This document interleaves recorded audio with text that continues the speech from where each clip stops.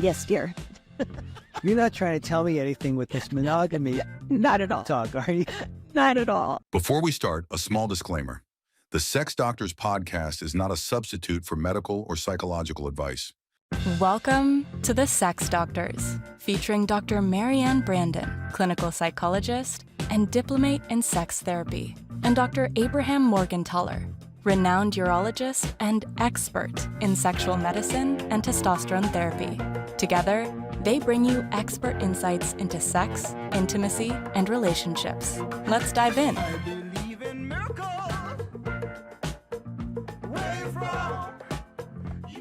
Dr. Morgantaler.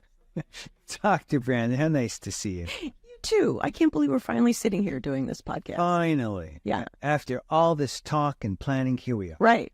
So, listen, I thought, your background is around sex therapy and you're a clinical psychologist. I'm a urologist that's specialized my whole life in sexual medicine and done research around testosterone and other issues. And I like to, if you'll forgive the expression, I like to describe myself often as a psycho-urologist. And I use that because I think if you're dealing with sexuality, you have to be sensitive to the psycho part. To the psycho part. Yeah. Which you are. Yeah. Yeah. So I think that, what we can do in this podcast is talk about your interests and mine, Mm-hmm. and areas also where they overlap. Love it. Yeah. And so that we come at it both from your psychological perspective and your Mm-hmm. background dealing with not just couples therapy and individual therapy around sexual stuff, but also your interest in sex tech and where advancing technology intersects with human intimacy. Very important stuff. Yeah, and together with my interest in hormones and sort of more of the medical and, if you might even call it, sort of physical or physiological Mm-hmm. processes. And I think that would make for a pretty good show. I love it. I love it. I remember before I even met you, I knew about you on paper via the research you had been doing, changing the face of medicine, truly. I was very impressed. I couldn't actually fully understand all that I was reading about your research, to tell you the truth, but I knew it was super important, and I knew it was changing the way medicine approaches testosterone in men. So hopefully we'll delve into more of that while we're talking. And can you say anything about that now? Like what? Sure. Yeah, I'd love to. There's nothing I like talking about more than testosterone. I've been dealing with this testosterone issue ever since I was about 19 years old. And, I was working in an undergraduate, I was an undergraduate at Harvard College and was working in a laboratory with a guy named David Cruz, who was brilliant. And he had a reptile laboratory, and he was interested in hormones, brain function, sexuality, and evolution. And so the reptiles, we had snakes and lizards. And the reptiles are an important part of our evolution. Birds and mammals both are thought to have derived from the reptiles, and a lot of the physical processes, and especially brain function and hormones, that is present in the lizard brain is also present in human brain.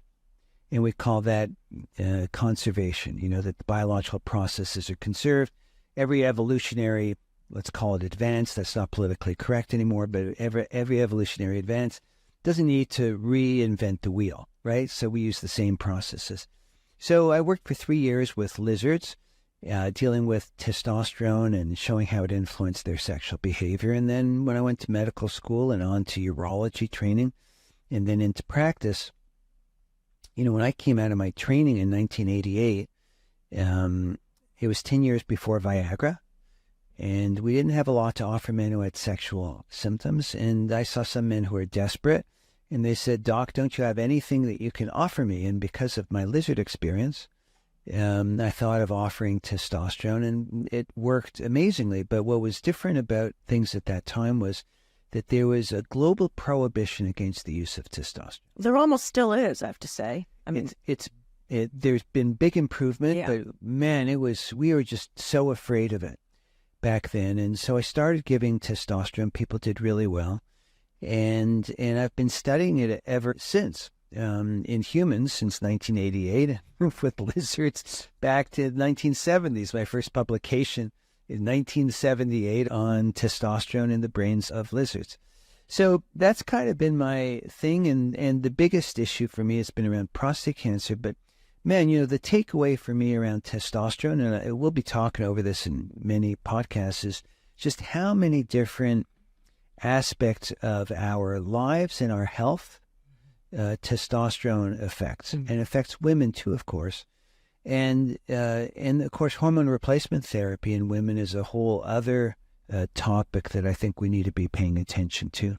We are what our hormones tell us we are in some ways. We're influenced. I'm very proud of some of the work that we've done. And if nothing else, I've helped to presented some of the data that helped change ideas about what testosterone is, its utility in men, and in particular, that the fear of prostate cancer that used to be so high, that's no longer true anymore.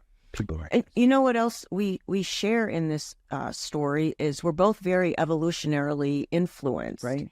And I came across that on my own as I was working in my private practice as a sex therapist. I found when I started in this practice as a sex therapist, I sort of was under the impression that I was going to hear the same stuff from everybody that came in my door. So men and women were pretty much going to be saying they have the same challenges and the same concerns.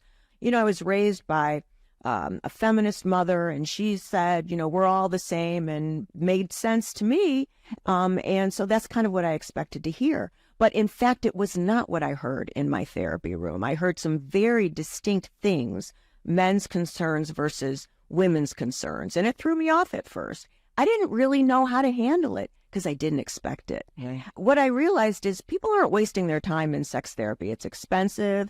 It's not that fun. People don't actually really like to come to a sex therapist and talk about their sexual concerns and say what's going wrong in the bedroom. Right. This is not people's idea of a good time. Right. So they don't waste their time. They kind of like lay it out there. Yeah. So here I was getting this information that wasn't making sense to me. I would hear things from women like, I don't care if I ever have sex again. Or I used to love when my partner went down on me. I don't like it anymore. I never heard that from a man, ever, either of those things. For sure. From a man, I would hear, oh my gosh, when my partner undresses, it turns me on. But when I undress, she doesn't get excited at all. This is what I hear from a man. Different. Very different. So, So wait, are you telling me men and women are different? I am saying that. Oh my God. I am saying that. And we're going to continue to talk about that because I think that at least in long-term relationships, for heterosexual couples, we see these distinctions in long-term relationships. That's not very politically correct. I know, Brandon. but here's what we got to do is help people understand so that they're prepared for the challenges that arise. Because if they don't understand the challenges that they're going to be meeting, they're not going to be able to manage them in a way that they feel good about. So that's part of what I think we're doing here, and is arming people with this information hormonally, emotionally, all of this. And from an evolutionary perspective, I think learning about oneself and one's evolutionary predilections towards certain things sexually is going to help people make the most out of their sexual relationships and the most enjoyment, and make the most out of AI too, which is another interest of mine. Well, listen, I love that. And one of the things I most admire about you is that you have, I don't know what to call it. It's not exactly, you do have a great bullshit detector, but it's more like you have this ability to sort out from the fog what's real. We're all inundated with information. Some of it is wishful thinking about, I think that's right, about how things are, and it's confused with how people may wish things should be. Right. And the problem is that when we're dealing with reality, I think the only way one can move forward in life is actually with reality. So, and so congratulations to you, politically incorrect as it may be. Well, I can't wait to do this with you. Me too. I think life is hard. I don't think this is simple to be on this planet. Yeah. There are many challenges, even when life is going super well. Right. And if we don't have all the information we can at our disposal, it makes life that much more challenging. And there's a lot of wisdom available, I think, for people, or there's a lack of wisdom that we can offer, having been in this profession for decades, both of us, to help people manage these challenges that are inevitable as they're a living, breathing being on this planet. I'm with you. You know, so in my own field, within urology and dealing with testosterone, like this, I already mentioned the prostate cancer fear. It's been so prevalent. Like people have just, especially within, have believed it so much. And after all these years and many large studies, it's clear that it's just wrong. It's been a mass delusion. Yeah. You know, that's gone back over decades. Incredible.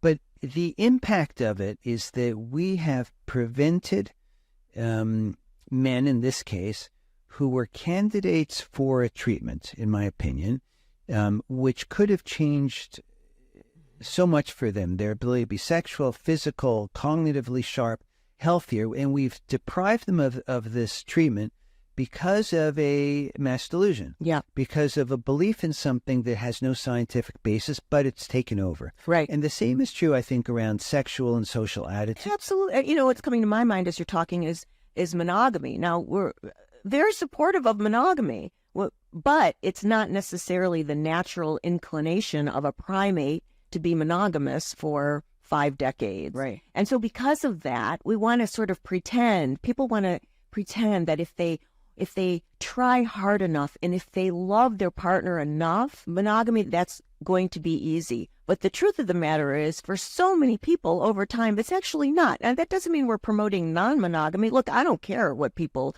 choose to do with their relationship contracts. But what I do want is people to be armed with information so that they can make decisions, empowered decisions for themselves. Right. Now, darling.